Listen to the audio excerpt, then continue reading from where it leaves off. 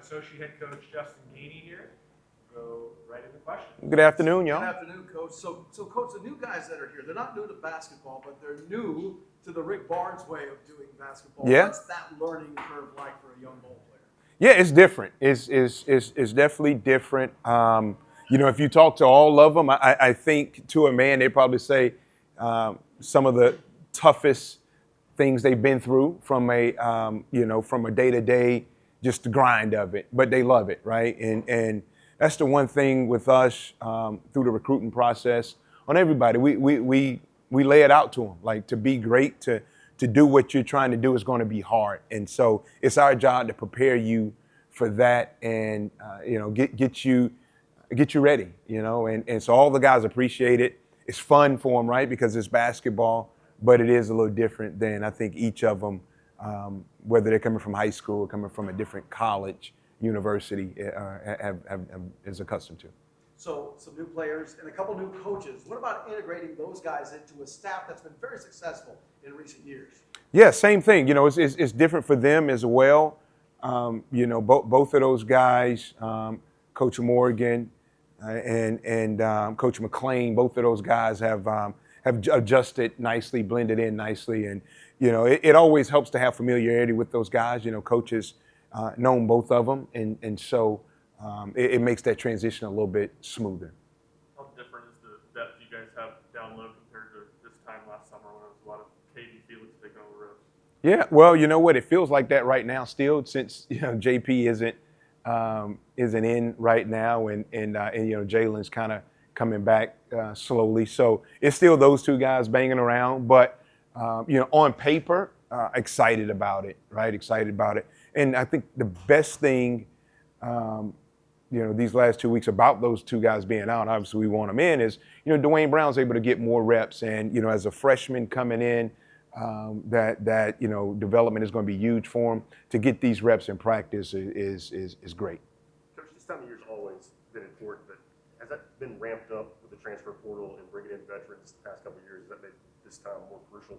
Yeah, it does from the standpoint of, especially from a coaching standpoint, and for Coach Barnes, is figuring out the new guys, how they learn, what makes them go, how they're going to react to adversity, what exactly it is that they do at a high level and where they need to improve in. And so like this summer is used to find all of that out that you can, how tough are they? How are they going to react to adversity?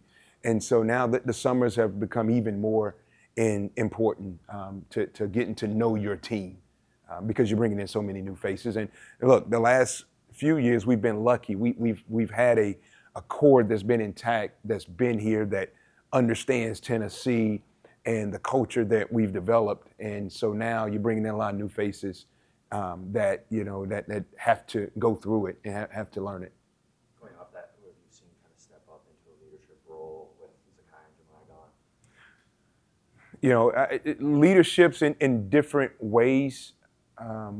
From how those guys led. And I'd say like Zakai and Jemai led different than Josiah and Santi and Urosh did, right? But the guys that you kind of see stepping up, Cade, right? Cade has been here and he's been through it. And so he's a guy that has been more vocal. Felix, in his own way, his leadership is shining through with his day-to-day habits and just being around the guys and making sure everybody's included. And also JP. JP's been a guy that, although he's been injured and he's still working his way back, his voice has still been there. It's even louder. He's a great connector. And so just, bringing the new guys in and, showing him, just doing things together, whether it's going to softball games, baseball games, and just kind of hanging out. So all those three guys have done a great job of it. Of stepping up. And in spurts, you see Bishop, because although his role was limited last year, he knows what it looks like. And so in spurts, you'll see him. But I'd say Cade, JP, and Felix have been the most vocal in stepping up in that role. Where's JP from a basketball standpoint as he works himself back in full-time? Not full-time. He is, he is working his way back. Again, we want to be cautious with him. If I'm sure if needed right now, he probably could. But again, it's a long year, and the most important thing is that he is at 100% when he does come back. And so, you see him doing some stuff on the court, some shooting, some full go workouts a little bit. He's on the treadmill running, and so we feel really good about where he is right now from that recovery. And Chad and Garrett, they both done a great job with him, helping him on that recovery. What stands out about guys like Amari Evans and now kind of getting those first couple of workouts and practices under their belt?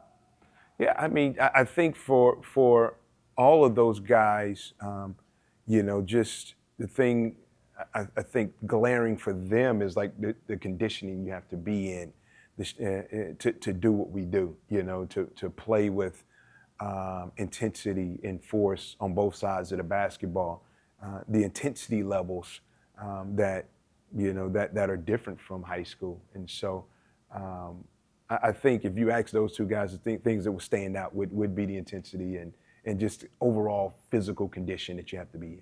Have you maybe had those conversations with them where you're like, this isn't high school anymore? Like, what are maybe? I don't think you. I think I don't think you have to gotta tell them. They know. It's like, man, coach, this is hard. Like, this is the toughest thing I've ever done. Or you talk to their coaches and their circle from back home and say, yeah, man, he said this is like really, this is tough. And so, yeah. So it's not necessarily like you having to tell them. They know it, and that it's a standard that we got to get to, and that's what they signed up for. Coach, understanding, he's only been here for 3 weeks. But obviously, Nate comes in with a ton of hype. Just initial impressions once he's been in the college gym. Yeah, Nate is an unbelievable kid. First, or young man, should I say? I'm sorry. And the things that stand out about him, what his character is just unbelievable, off the charts. His ability to pick things up quickly, whether you tell him one time or he watches the group in front of him. He has a high basketball IQ and an attention span to where he can lock in and focus in on things and pick it up rather quickly. On the court, I would just say his versatility. His ability to score at all 3 levels, his size and his length make him really unique and with his skill set. And so it's been fun, it's been fun. But he's also a guy too, right? Coming out of high school, the intensity and the toughness of everything is, you feel the difference of it, and he feels it. And so he'll tell you, man, it's the hardest thing I've ever done. But he's a guy that's determined and he's going to make it. He loves those challenges, and it just motivates him more. Where's Jacoby at, kind of learning everything that goes into running this offense and everything? Rick asked out of his point guards. What was the question? Where's Jacoby at and kind of learning everything that goes into running this offense and everything? Rick asked out of point guards. Yeah, he's picking it up. He's picking it up. Again, we've only been going. This is week 3, so nobody has everything kind of figured out. But, Jacoby is so naturally gifted and talented. There'll be some things that he can improvise on. He can make plays on that may break off the offense a little bit, and coach is okay with it. Coach is okay with him, putting his own twist on it, his own spin on it. So he's doing great, and he's picking things up quickly. What's your favorite part about being back in the gym with the guys? That's a good question. Just hanging out with them. Probably more so the time off the court than on the court. Because when we don't have practice, you don't really see them a lot, just because they got so many other things going on with classes and weights and all of that. But it's the time before and after practice you get to hang out with them and joke around and do all those things. Coach, have you guys talked about the proposed rule change with the coach's challenge for out of bounds and all that kind of stuff? Not yet. We haven't. Are you worried that coach might burn it in the first 2 minutes? No, I don't think so. I do think it puts a lot of pressure on Luke Shapker, who sits behind the bench, and he's kind of the iPad guy. And so it's going to ramp up the pressure intensity on him. But no, we haven't talked to the guys about it. We usually wait until we bring the officials in and let them kind of go over all the new rules with them and everything. It's a little weird being back in here without Jordan on the team. It is different. It is a little different, and you know, from you know a parent standpoint, you know, I was lucky the last 2 years because you got to see them every day, you know, and when your kids leave the house, it is weird. It is different when they go away for college, and you know, so the first 2 years I kind of gotten used to it, but then the next 2 years when had a chance to see them every day, you know, you just kind of you appreciate it, and now that that's not the case, it's just different. You know, I was telling my wife that the other night. It's like, man, you know, so I find myself calling them every night just to check in and see what's going on. But yeah, it is a little different. Coach, I know you guys have a lot of bodies in the coach this year, but what about Felix Alfara's offensive game and advancing it and making it more well-rounded?